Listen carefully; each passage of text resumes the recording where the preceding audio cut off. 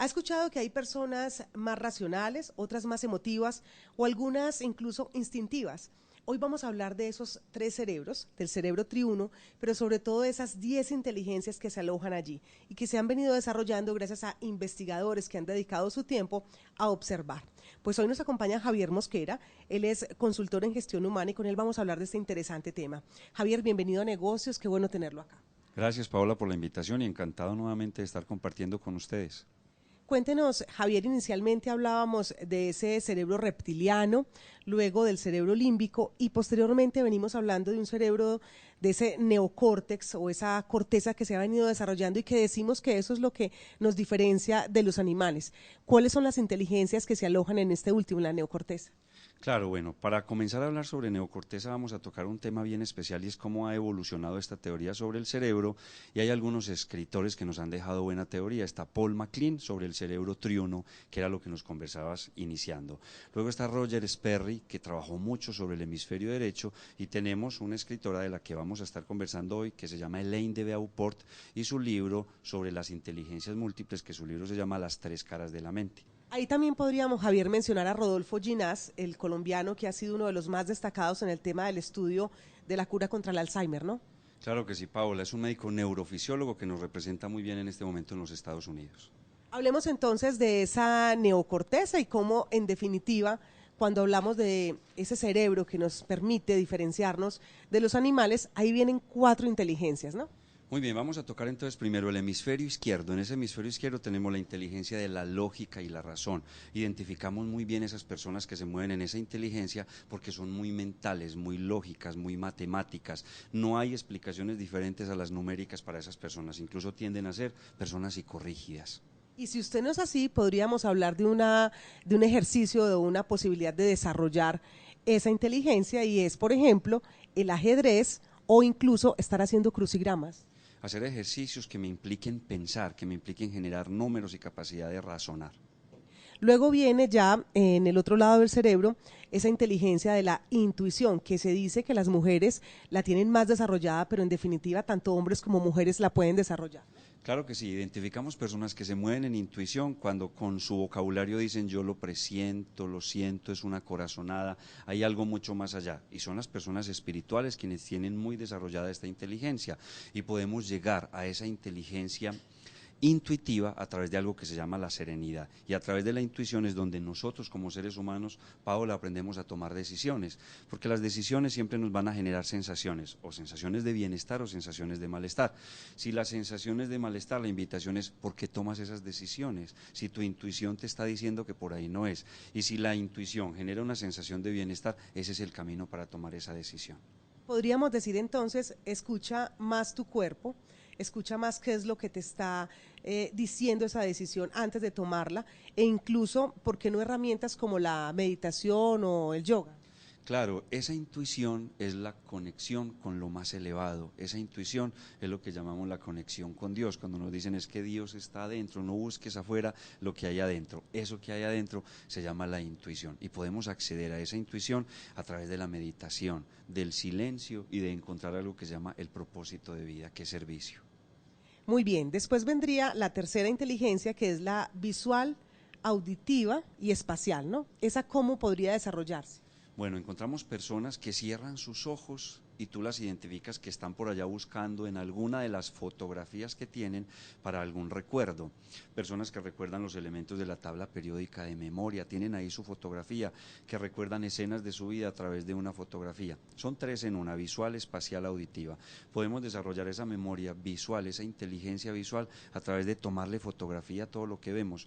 Siempre comparo esto con tomar una fotografía de un viaje. Una fotografía no puede expresar todo lo que el ojo humano está viendo. La mejor cámara que tenemos es el ojo humano. Aprovechemos ese ojo, esa cámara para tomarle fotos a todo lo que estamos viendo y desarrollamos esa inteligencia visual.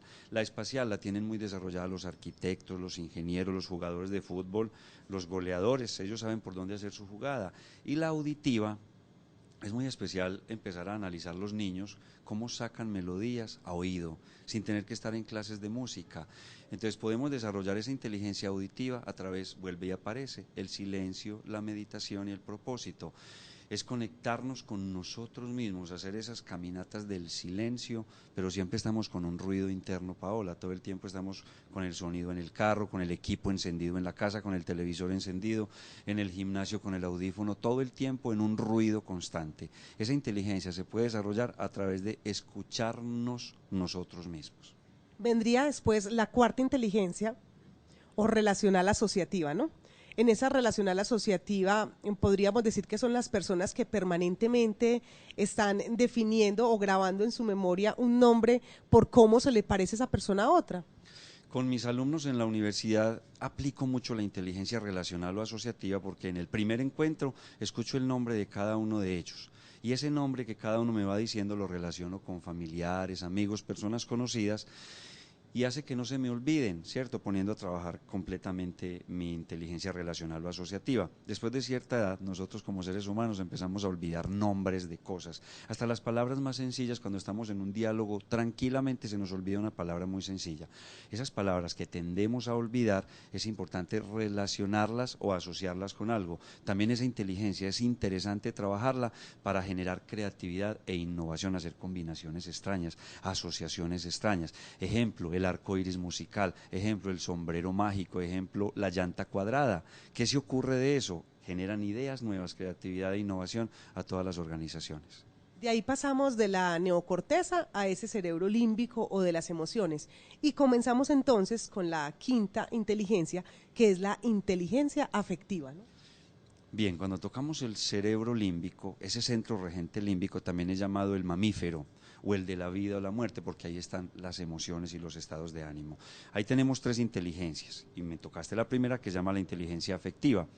Es dejarse afectar, le sacamos mucho el cuerpo a lo que no nos gusta, la comida que no nos gusta, las personas que no nos gustan, las combinaciones que vemos que no nos atraen, el clima, la película.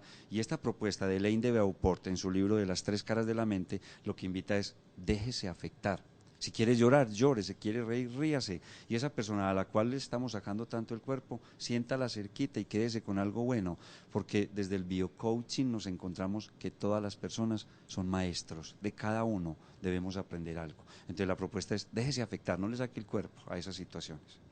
Si va a una película y lo motiva tanto como para llorar, llore que el de al lado no le pagó la boleta. Claro, el que está al lado no nos está pagando lo que comemos ni la boleta, entonces déjese afectar y sienta esas emociones que van a salir a flote, sobre todo para esa parte afectiva familiar. Ahí viene otra bien interesante, es la de estados de ánimo, que es diferente de las emociones. Hagamos esa diferencia bien clara, con ejemplos incluso, Javier, para que la podamos aprender y sobre todo desarrollar. Bueno, es bien interesante esa inteligencia y tú preguntas la diferencia entre emociones y estados de ánimo. Un estado de ánimo puede ser paz. Yo puedo estar en paz todo el tiempo y sentir una emoción de rabia. Yo puedo estar en paz y sentir una emoción de alegría. Puedo estar en otro estado de ánimo que se llama serenidad, puedo estar en un estado de ánimo que se llama aceptación o resignación y pueden fluir varias emociones en esos estados de ánimo. 5 emociones básicas que la vimos en una película también que ganó en el Oscar algunas cositas hace poco y son alegría, rabia, tristeza, desagrado y miedo. Y otra adicional que no está mencionada ahí en la película que se llama amor erótico. Existirán esas emociones en nosotros como seres humanos. Y viene una bien interesante, es la motivacional. ¿Cuál es esa motivación que hay en su vida para que por las mañanas se despierte y tenga ganas de comenzar el día?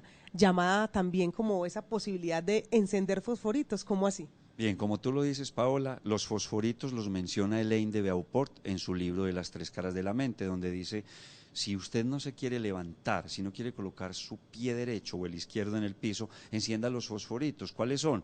La alimentación para su familia, su proyecto de vida, su viaje, la universidad, todo lo que hace que yo esté todo el día en movimiento.